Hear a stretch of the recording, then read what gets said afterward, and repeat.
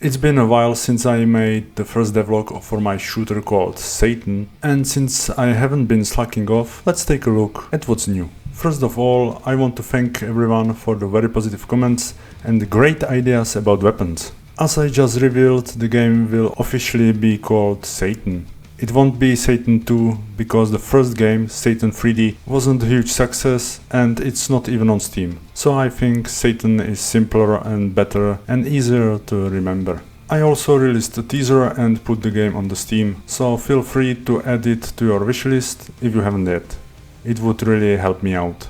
We even have a release date set for 13th of November this year. So far things are looking good and I should be able to make the deadline. Now back to today's devlog, which will mainly focus on the environment. Environment is a crucial part of the game. It surrounds us throughout the gameplay. It largely defines the visual style, and of course the atmosphere is further shaped by things like enemies and various objects. As the environment changes, it also gives you a sense of progress in the game. Simply put, the environment plays a huge role in the overall impression of the game. The first thing to talk about is obviously the visuals, and then level design.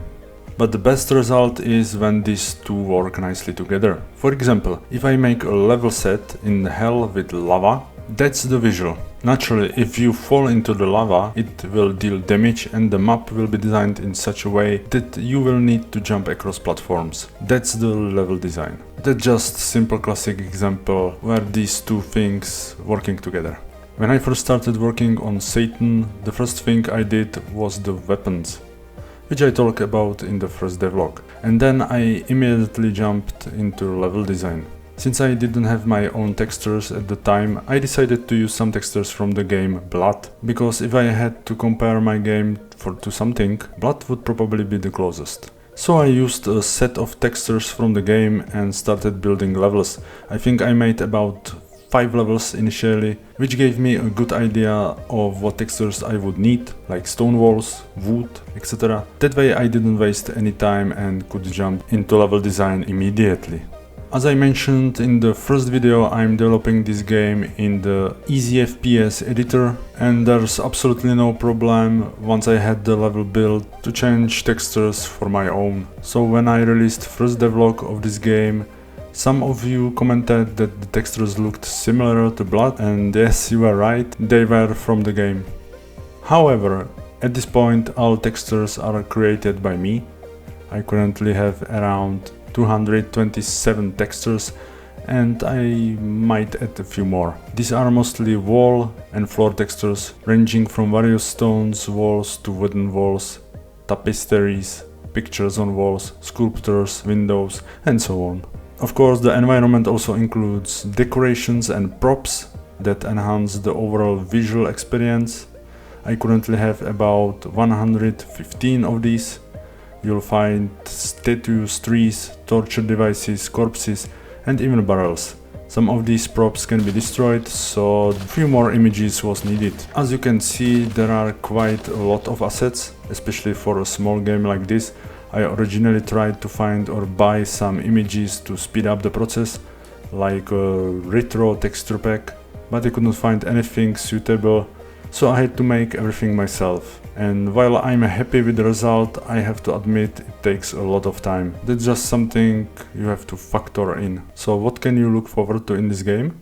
You will visit various churches and monasteries, dark haunted forests,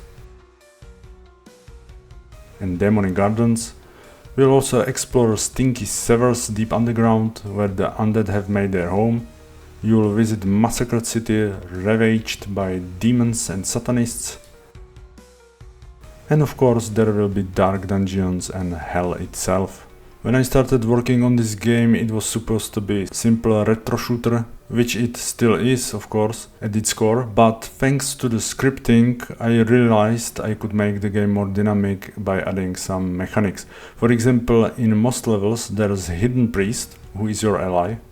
This priest asks you to find 3 relics scattered around the map. These relics looks like golden skulls. If you manage to find them all 3 in a level and return to the priest, He will upgrade one of your weapons or give you health. Upgrades include things like increased damage, higher ammo capacity or reduced recoil. Simply very useful things that will help you in battles against enemies. Because honestly the game isn't easy and every upgrade will make a big difference. You will also need quick reflexes and ammo conservations. I also make game harder by removing option to quick save whenever you want. If you want to save the game, you will need to find conventional booth, which looks like this and it's hidden somewhere in each level. So if you want to save, you have to find the conventional first. These booths aren't as hard to find as the priest or relics. I hope these mechanics won't be too frustrating, but I still need to test it to see how it plays out. Of course, every retro FPS has to have its secret rooms, so it's worth exploring every level thoroughly, because hidden items will definitely come in handy. I also wanted to add something unique to some levels, so you will find some puzzles, clues to hidden areas, special quests or even elevators. Since my last video, new version of the EFPS editor have been released and I've upgraded entire game to version 1.10.4. This version includes a lot of new features, bug fixes and even armor, so now you can collect things like helmets, bulletproof vests, angelic shields and angelic armor.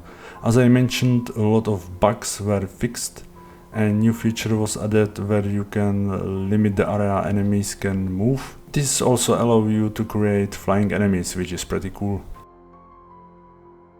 I also want to mention the game Revenant, which you can also play on Steam. It's by developer Twisted Circle, and interestingly it was also made in the EFPS editor. It's funny how the demo is quite similar to mine, as blood was also inspiration for the game, I think. I have to say I like how the developer approached the graphic and boss fights. It was nice to see and compare it to what I'm doing. So shout out to the developer and I wish success with his game. And with that I will wrap up today's devlog. Thanks to everyone who's following me and thanks for all the positive feedbacks. Don't forget to wishlist the game on the Steam, hit like and subscribe if you want, of course. Sorry for my bad English, take care and see you soon.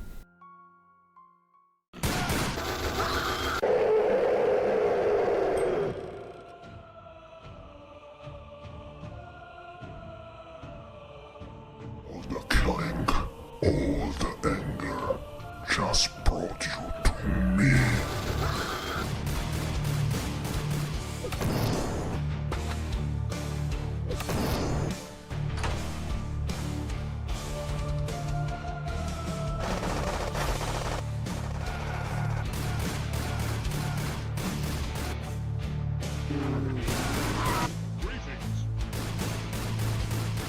Unleash your